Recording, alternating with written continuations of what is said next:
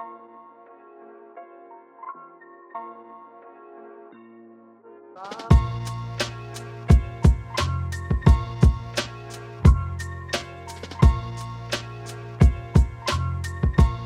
I'm here at Last Good Film Lab because I recently opened a pop-up shop inside of this film lab, and today we're going to give you a tour of the film lab and the pop-up shop. And this is the owner, Vix. Yo, what's up?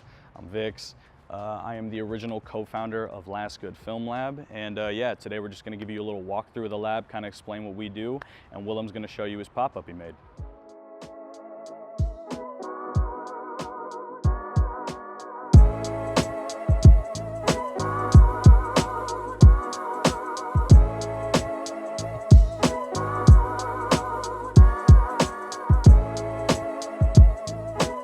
All right, so welcome to Last Good Film Lab. This is the entrance of the lab, and there's a ton of cool things to go over here. Like immediately I'm looking at vintage gaming consoles and massive film rolls. This is the front of the lab.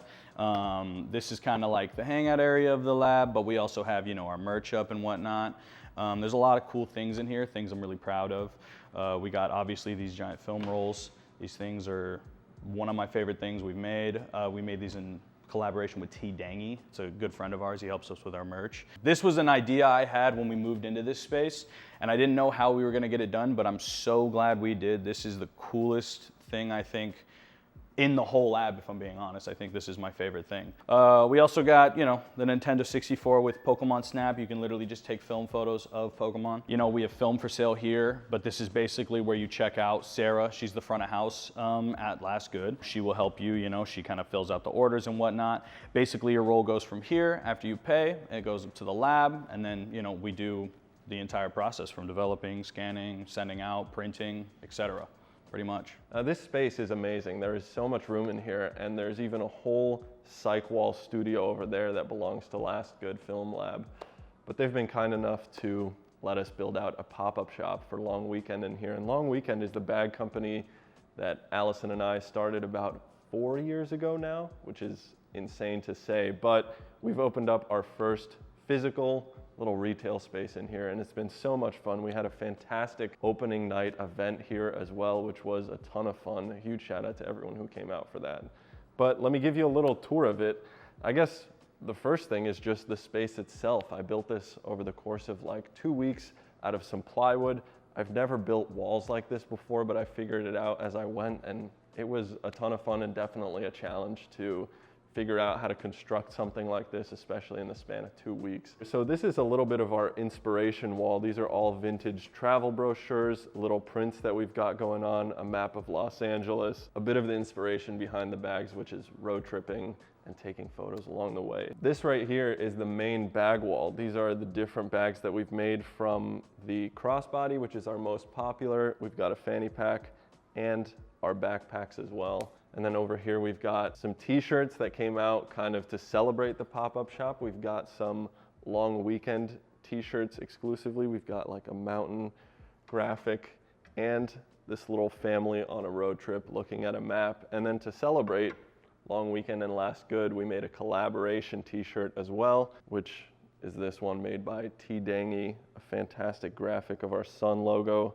Long Weekend, Last Good on the front, to celebrate the occasion. That one's exclusive to the retail store, which is kind of cool. I built out a bunch of different shelving for this, and it was, again, my first time trying any of this. It was a ton of fun to put together, and we've got all our different little accessories over here. We've got our camera pouches for keeping cameras safe, and our reusable 35mm camera, which is just like the best packaging ever, I think.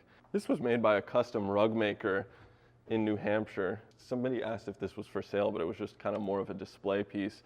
We've also got some fun things like air fresheners to hint at kind of the road trip theme of the company. And I forgot to turn this on, but this is one of our biggest features of the store, which is a live fireplace. A huge thank you to everybody at Last Good Film Lab for dealing with me being in and out of here for 2 weeks, like building out this space. And there's more to come. So this space is actually open 11 a.m. to 7 p.m. Monday through Friday, whenever Last Good Film Lab is open. So if you're in Los Angeles, come check it out. Come drop off some film at Last Good.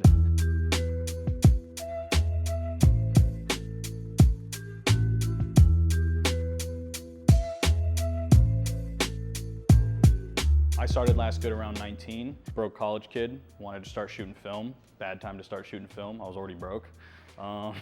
So I kind of went out of my way to learn the ins and outs of, developing it. Everything from C41, E6, black and white. I didn't mean to start a lab. I was just doing it for myself. Bought a little scanner, one of the little CVS scanners, one of the little 1 hour, like turnaround ones. It was a pack-on. Yeah, I was doing it for myself. People eventually started asking me, hey, where do you get your stuff done? Hey, where are you going on the weekend when the labs are closed? And I was like, oh, I don't go to a lab. I just do it at home. Then I put it on my story for way too low of a price. I was like, $10, I'll do as many rolls. Really? Yeah, I was like, it was pretty bad, I'm not gonna lie. But I didn't know what I was getting into. I thought I was just, helping my friends. Like basically I was trying to hook the homies up on the weekend when we were closed, when places were closed. Eventually I kind of realized like, I'm building like a real clientele. Like people are returning like every weekend. And then I made in my first month, I made enough money to pay all my rent and everything. So I was like, okay, this is like pretty serious. So after that happened, I fully locked in on this idea. I got really good at hand developing film.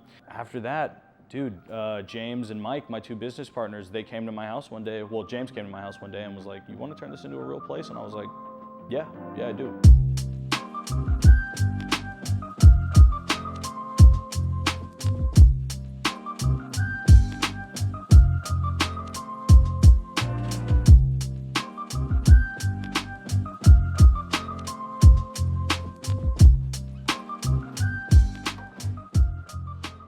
So let's say somebody brings in a roll of film, they drop it off at the front. What happens to it? What are their options for developing and scanning? So basically a roll gets dropped off. First thing we do is mark what type of film it is, and it comes up here. This is the prepping table. This is where we prep all of the negatives. All the rolls, whatever you want to call them. We do 120 and 35. All of the color gets prepped here. All the black and white goes to the black and white station over there, E6 as well. So it goes through here, right? Gets organized, twin checked, all that good stuff. Then it goes through the V30s. So the V30s are the actual developers. These are C41 machines. They develop 30 rolls an hour. They really do like 28 though. What's the time from start to finish? Like from when you put it in to when it's dried out the...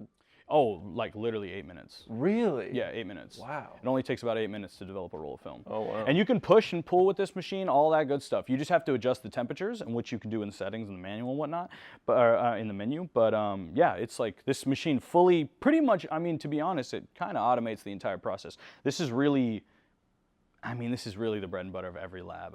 V30s, V50s, V100s. There's some Fuji machines that do it as well. But after it comes out of this, it basically gets hung up with the bag, with its twin checks, right? So it's all organized here.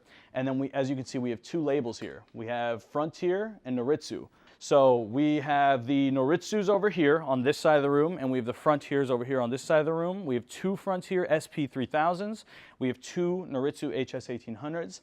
And this is where all of the digitizing gets done. So when your film gets scanned, when you want to post it on Instagram, you want to put it on Facebook, send it to grandma, whatever you want to do, this is what makes that happen. So, this one's really fast. This one's like insane. This is kind of a newer model scanner. This is really normal amongst labs around the world. The S4 and the HS1800 are the same scanner.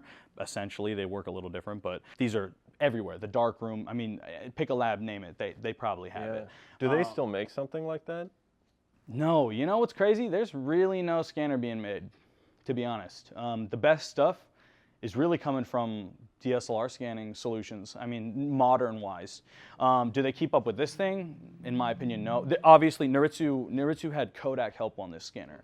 So like the colors are it reads film like perfectly. Now these though, the Frontiers, now people love these things. I love them, but seriously, these are some sought after scanners. There's a lot less of these in the world than there are those. These things are super old. They're kind of a mission to keep, running and whatnot, but the look is one of one. They're super high saturation. They're super contrasty, almost like a darkroom print. Yeah. I would honestly say. Yeah, I love these things. They definitely have a very unique, distinct look.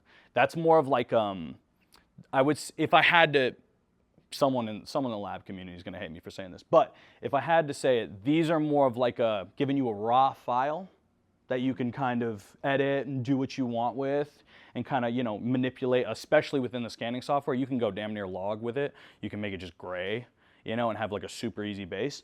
But then this stuff, the Frontiers, these are very much a distinct look. I could see a Frontier scan and basically know it's a Frontier scan. Yeah. So yeah. Just for reference, this is what I scan everything on as well myself. It definitely is pretty resemblant of a darkroom print, I would say. Whereas like these, it's very flexible. Well, this is a much older scanner. Like I said, I think what they actually were going off of was the darkroom prints. Yeah, and even the color, the way you adjust the color is exactly the same as the darkroom filters. Yep. Like meant to mimic it. Also, I just love that you can see like that was the original plastic color. And that's just like how it's aged. Yeah. You know, like it used to be teal, now it's green. Yeah, ours are old, man. I mean, we got one of them from a wedding photographer. Yeah. And apparently they're huge with wedding photographers because they do this bloomy highlight thing. It's gorgeous. I mean, I get it, especially with 400D RIP. I mean, 400H RIP 400H. But this scanner is loved in the wedding community.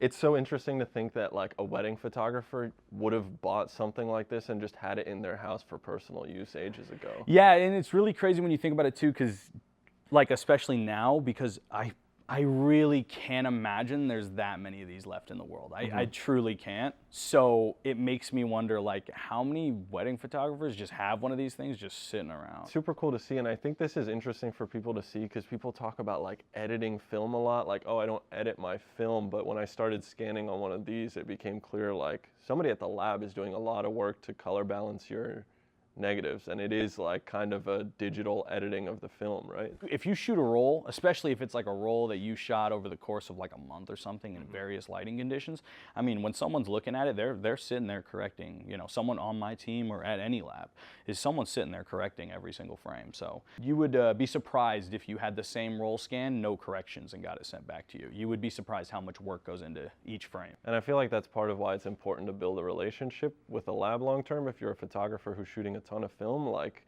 you can say, here's my reference image, like this is what my photos usually look like, right? Yeah, we love that too. I love when people come in and they tell me, yo, I love my stuff flat, no color, no contrast. Okay, cool, we'll do it that way.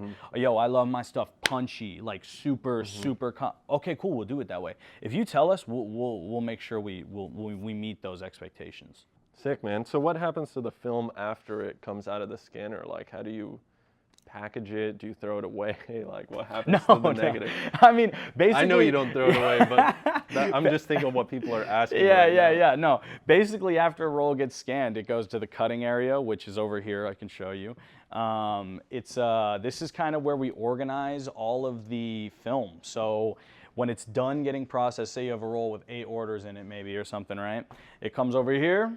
We sleeve it, cut and sleeve it in these things, or we can do long sleeve, we do both. After it comes over here from being scanned, like I said, it gets sleeved and then it gets organized and put in, it's by last name, and we have thousands of negatives, thousands.